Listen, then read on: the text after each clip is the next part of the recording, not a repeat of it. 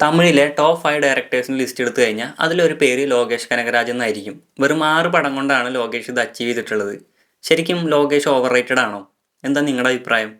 Bank employee ആയിരുന്ന ലോകേഷ് ആ ജോലി കളഞ്ഞിട്ടാണ് ഫിലിം കരിയർ ആരംഭിക്കുന്നത്. നമ്മൾ എത്ര പേർക്ക് പറ്റും അങ്ങനെ പ്രൊഫഷൻ കളഞ്ഞിട്ട് പാഷൻ്റെ പിന്നാലെ പോകാൻ വേണ്ടിയിട്ട്? നിങ്ങൾക്ക് പറ്റുമോ? ഞാനാണെങ്കിലും ഇഷ്ടപ്പെട്ടിട്ടൊന്നല്ല അപ്പോൾ ആ ജോലിക്ക് പോയിക്കൊണ്ടിരിക്കുന്നത്. കാരണം നമുക്ക് ഒരുപാട് റെസ്പോൺസിബിലിറ്റി ഉണ്ട്. അത് കളഞ്ഞിട്ട് നമ്മുടെ ഡ്രീംസിനെ ചേസ് ചെയ്യാൻ നമുക്ക് ഒരിക്കലും പറ്റില്ല. പക്ഷെ അങ്ങനെ ചേസ് ചെയ്തിട്ട് സക്സസ് ആവുന്ന ആൾക്കാരും ഉണ്ട്. അതിലൊരാളാണ് ലോകേഷ്. ആദ്യത്തെ പടം 2017 റിലീസായിട്ടുള്ളത്. മാനഗരം എന്നാണ് പേര്.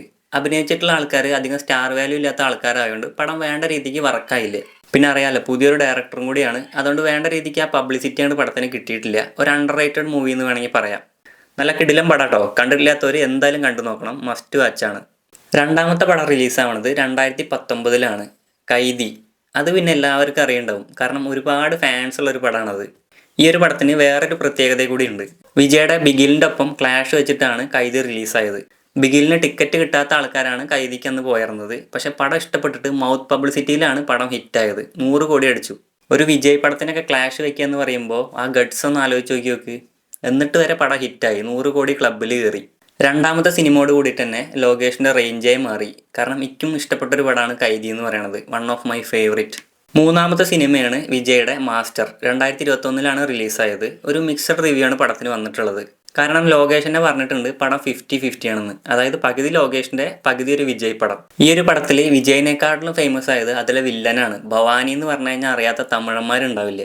ആ ലെവലിൽ വില്ലൻ കയറിപ്പോയി.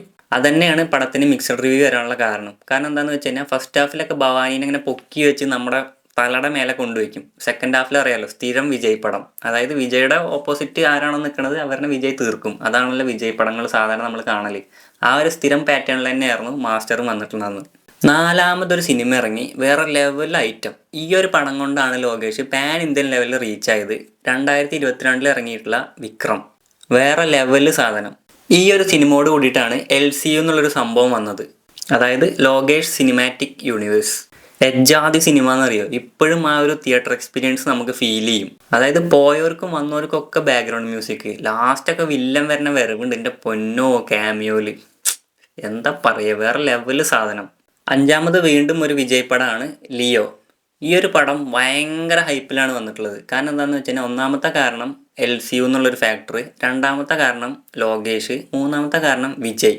പക്ഷേ പടം ഇറങ്ങിയപ്പോൾ മിക്സഡ് റിവ്യൂ ആണ് വന്നിട്ടുണ്ടായിരുന്നത്. കാരണം എന്താണെന്ന് വെച്ച് കഴിഞ്ഞാൽ ലോകേഷ് പല ഇൻ്റർവ്യൂവിലും പോയി തള്ളി മറിച്ചിട്ടുണ്ടായിരുന്നു. ഇത് പക്കാ ലോകേഷ് സിനിമയാണ്, അതായത് ഇതുവരെ കാണാത്തൊരു വിജയനെയാണ് കാണിച്ചു തരുന്നതൊക്കെ.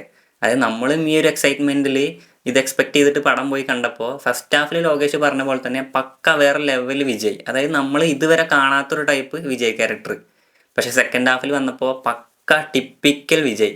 അതായത് 300 വില്ലനും വേഴ്സസ് വിജയ്. അങ്ങനെയുള്ളൊരു സൂപ്പർമാൻ പോലും ഇങ്ങനെ ഫൈറ്റ് ചെയ്യുന്നത് ഞാൻ കണ്ടിട്ടില്ല. ആ ഒരു ലെവലിലുള്ള ക്ലൈമാക്സ് ആയി പോയി പടത്തിൻ്റെ. ഫസ്റ്റ് ഹാഫ് ഒന്നും പറയാല്ല കേട്ടോ. അതായത് വിജയുടെ ടൈറ്റിൽ കാർഡൊക്കെ കാണിക്കുന്നുണ്ട്. എൻ്റെ പൊന്നോ വേറെ ലെവല് സാധനം. അതേമാതിരി കോഫി ഷോപ്പിലൊരു ഫൈറ്റൊക്കെ ഉണ്ട്. അതൊക്കെ അന്യായമാണ്. അതേപോലെ ഈ ഹൈനയുടെ ഒരു സീനൊക്കെ വരുന്നുണ്ട്. അതൊക്കെ കിടിലൻ സാധനം കേട്ടോ. പക്ഷേ സെക്കൻഡ് ഹാഫിൽ വന്നപ്പോൾ ഫസ്റ്റ് ഹാഫിൽ നമ്മൾ എന്തൊക്കെ പ്രതീക്ഷിച്ച് സെക്കൻഡ് ഹാഫ് വെയിറ്റ് ചെയ്തിരുന്നോ, സെക്കൻഡ് ഹാഫ് വന്നപ്പോൾ പക്ക പരാജയമായിപ്പോയി. വില്ലന്മാരേനെയൊക്കെ ഒരു കോമാളി പോലെ ആക്കി വിട്ടു. അതായത് സഞ്ജയ് ദത്തിനെയും അർജുനൊക്കെ. എന്താ പറയുക. ഈ ഒരു സംഭവം തന്നെയാണ് പടത്തിന് മിക്സഡ് റിവ്യൂ വരാനുള്ള കാരണം. പക്ഷെ പടം നല്ല രീതിക്ക് കളക്ഷൻ നേടിയിട്ടുണ്ട്. പക്ഷേ ഇതൊരു ലോകേഷ് ബ്രില്യൻസ് എന്ന് പറയാൻ പറ്റില്ല. കാരണം എന്താണെന്ന് വെച്ച് കഴിഞ്ഞാൽ ഒന്നാമത്തെ കാര്യം LCU ആണോ എന്നുള്ളൊരു ഡൗട്ട്. ഈ പടം LCUവിൽ വരുന്നതാണോ എന്ന് ക്യൂരിയസ് ആയിട്ട് കുറേ ആൾക്കാർ പടം കയറി കണ്ടിട്ടുണ്ട്. രണ്ടാമത്തെ കാര്യം എന്ന് പറയുന്നത് വിജയിനെ അറിയാലോ, ആ ഒരു റേഞ്ച്. അങ്ങനെയാണ് ഇത്രയും കളക്ഷൻ പടം നേടിയിട്ടുള്ളത്. നിങ്ങളൊന്ന് ആലോചിച്ച് നോക്ക്. ഇതൊരു വിജയ് പടമല്ല, അതേപോലെ LCU എന്നുള്ളൊരു ഫാക്ടറും ഇല്ല എന്നുണ്ടെങ്കിൽ ഈ പടം ഇത്രത്തോളം കളക്ഷൻ നേടും. ഈ പടം വേണമെങ്കിൽ ഹിറ്റാവും കൂടി ഉണ്ടാവില്ല. അത്രേ ഉള്ളൂ ഇതിൻ്റെയൊക്കെ റേഞ്ച്. ഈ സിനിമയുടെയൊക്കെ ഒരു സൈക്കോളജി ഉണ്ട്. എന്താണെന്നറിയോ, ഫസ്റ്റ് ഹാഫിൽ നല്ല രീതിക്ക് എടുത്തു വെച്ചിട്ട് സെക്കൻഡ് ഹാഫ് പരാജയമാണെന്നുണ്ടെങ്കിൽ പടം പൊട്ടും. അത് 100% ഉറപ്പാണ്. നേരെ മറിച്ച് ഫസ്റ്റ് ഹാഫ് വെറും പരാജയമാണ്, സെക്കൻഡ് ഹാഫിൽ അല്ലെങ്കിൽ ക്ലൈമാക്സിൽ വല്ല ത്രില്ലിങ് എലമെൻ്റ് ഉണ്ടെങ്കിലോ അല്ലെങ്കിൽ വല്ല നല്ല കിടിലൻ ഇതൊക്കെ ഉണ്ടെന്നുണ്ടെങ്കിൽ പടം ഹിറ്റാവും. കാരണം നമ്മൾ അത്ര നേരം വെയിറ്റ് ചെയ്തിട്ട് ക്ലൈമാക്സിലൊരു സാധനം കിട്ടുമ്പോൾ നമുക്ക് ആ ഒരു സാറ്റിസ്ഫാക്ഷൻ കിട്ടും. അങ്ങനെ പല പടങ്ങളും ഹിറ്റായിട്ടുള്ളത്. പക്ഷേ ഫസ്റ്റ് ഹാഫ് അടിപൊളിയായിട്ട് സെക്കൻഡ് ഹാഫ് മോശമായി കഴിഞ്ഞാൽ പടങ്ങൾ ഹിറ്റാവില്ല. അതാണ് അതിൻ്റെ ഒരു ഇത്. ഇപ്പോൾ ലിയോയ്ക്ക് സംഭവിച്ചിട്ടുള്ള കാര്യം അതന്നെയാണ് മാസ്റ്ററിന് സംഭവിച്ചിട്ടുള്ളത്. കാരണം ഫസ്റ്റ് ഹാഫ് വൻ ലെവലിൽ എടുത്തു വെച്ചു, സെക്കൻഡ് ഹാഫ് ആയപ്പോൾ പടം നമ്മൾ വിചാരിക്കാത്ത രീതിക്ക് കയ്യിൽ നിന്ന് പോയി. ഇത് ഇഷ്ടപ്പെട്ട ആൾക്കാരും ഉണ്ട്, അല്ലാത്ത ആൾക്കാരും ഉണ്ട്. അതുകൊണ്ടാണ് ഞാൻ ആദ്യമേ പറഞ്ഞത് പടത്തിന് മിക്സഡ് റിവ്യൂ ആണ് വന്നിട്ടുള്ളതെന്ന്. 6ാമത്തെ സിനിമയാണ് കൂലി. കൂലിനെ പറ്റിയിട്ട് ഞാൻ പ്രത്യേകിച്ച് എടുത്ത് പറയണ്ടല്ലോ, ഒരു ഷിറ്റ് പടം എന്ന് വേണമെങ്കിൽ പറയാം. അത് നമ്മൾ എടുത്തു വെക്കണ രീതിയാണ്. അതിന് മുന്നത്തെ ജയിലർ നിങ്ങൾ കണ്ടിട്ടുണ്ടെങ്കിൽ മനസ്സിലാവും. കാരണം നമ്മൾ എടുത്തു വെക്കണ പോലെയാണ് ഓരോരുത്തരുടെ ക്യാരക്ടർ ഉണ്ടാവുക. ഇതിൽ രജനീകാന്തിന് തീരെ വയ്യാത്ത പോലെ വടി കുത്തി നടക്കണ ഒരു ഫീലാണ് എനിക്ക് അതിൽ പടം കണ്ടപ്പോൾ തോന്നിയത്. അതായത് രജനീകാന്തിൻ്റെ ഡേറ്റ് ഫ്രീ ആന്ന് പറഞ്ഞപ്പോൾ പെട്ടെന്ന് തട്ടിക്കൂട്ടി ഒരു സ്ക്രിപ്റ്റ് ഒന്നും ഇല്ലാതെ എടുത്തൊരു പടം, അങ്ങനെയാണ് എനിക്ക് തോന്നിയത്. രജനീകാന്തിൻ്റെ ആ ഒരു റേഞ്ചിൽ സ്വാഗ് കാണിച്ചിട്ട് മാസ് കാണിക്കാൻ പറ്റുന്ന നടൻ ഇന്ത്യയിൽ തന്നെ വേറെ ഉണ്ടോയെന്ന് നമുക്ക് സംശയമാണ്. അങ്ങനത്തെ ഒരു ചങ്ങായിയാണ് ഈ പടത്തിൽ വയ്യാത്ത പോലെ നമുക്ക് ഫീൽ ചെയ്തത്. അത്രത്തോളം ഷോകാർന്ന് ഈ പടത്തിൻ്റെ ഒരു ഡയറക്ഷൻ എന്ന് പറയുന്നത്. ഇതും ചിലപ്പോൾ വിജയനെ വെച്ചിട്ടാണ് ചെയ്തിരുന്നെങ്കിൽ പടം ഇതിലും കൂടുതൽ കളക്ഷൻ നേടിയിരുന്നു. പിന്നെ ഇതിലെ മെയിൻ കാര്യം എന്താണെന്നറിയോ, ഈ സിനിമകളിലൊന്നും സ്ക്രിപ്റ്റ് ലോകേഷിൻ്റെ മാത്രമല്ല, ഇത് 2-3 പേര് കൂടിയിട്ടാണ് എഴുതിയിട്ടുള്ളത്. പക്ഷെ നമ്മൾ സിനിമ കാണുമ്പോൾ written and directed by Lokesh എന്നാണ് കാണാറ്. അതൊക്കെ പൈസയുടെ ഒരു ഇതായിരിക്കും, പക്ഷെ ഇതിന് പിന്നിൽ വേറെ ആൾക്കാരുണ്ട് സ്ക്രിപ്റ്റ് എഴുതാനൊക്കെ. കൈദിയുടെ സ്ക്രിപ്റ്റിനൊക്കെ കുറേ റൂമറുകളുണ്ട് കേട്ടോ. അതായത് കേരളത്തിലൊരു മലയാളി എഴുതിയിട്ടുള്ള സ്ക്രിപ്റ്റാണത്, അത് ലോകേഷ് അടിച്ചു മാറ്റിയിട്ടാണ് ഈ പടം എടുത്തിട്ടുള്ളതെന്നൊക്കെ. അതൊക്കെ റൂമറാണ്, എത്രത്തോളം സത്യം ഉണ്ടെന്ന് നമുക്കറിയില്ല. ഇതിലേക്ക് ഫീൽ ചെയ്തിട്ടുള്ള കാര്യം എന്താണെന്നറിയോ, എൻ്റെ പേഴ്സണൽ ഒപ്പീനിയനാണ്. അതായത് ലോകേഷ് ഭയങ്കര ഓവർ റേറ്റഡ് ആണെന്നാണ് എനിക്ക് തോന്നിയിട്ടുള്ളത്. അതായത് ഇപ്പോൾ 6 പടങ്ങൾ ഞാൻ പറഞ്ഞില്ലേ, ഇതിലാകെ 2 പടങ്ങളാണ് മാസ്റ്റർ പീസ് എന്ന് വേണമെങ്കിൽ പറയാൻ പറ്റണത്. അതായത് ഒരു ഡയറക്ടർ ബ്രില്യൻസ്. ബാക്കിയുള്ള 4 ഒരു ആവറേജ് സിനിമയായിട്ടാണ് എനിക്ക് ഫീൽ ചെയ്തിട്ടുള്ളത്.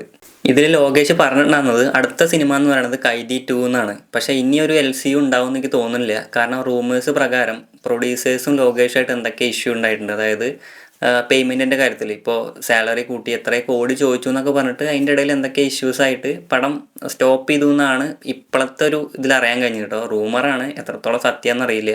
പുതിയൊരു പടത്തിൻ്റെ അപ്ഡേറ്റും കൂടി ഇപ്പോൾ വന്നിട്ടുണ്ടല്ലോ, അതായത് അല്ലു അർജുനായിട്ട്. അത് മിക്കവാറും ഇരുമ്പുകൈ മായാവി ആവാനാണ് സാധ്യത.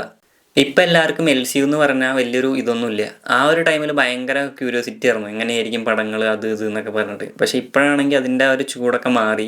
ഇനിയിപ്പോൾ പുതിയൊരു അപ്ഡേറ്റ് വന്നു കഴിഞ്ഞാൽ അത് തിരിച്ചു വരാനുള്ളൂ. പക്ഷേ അത് വരുമെന്ന് എനിക്ക് തോന്നുന്നില്ല. നമുക്ക് എന്തായാലും വെയിറ്റ് ചെയ്തിട്ട് തന്നെ നോക്കാം വരുമില്ല എന്നൊക്കെ.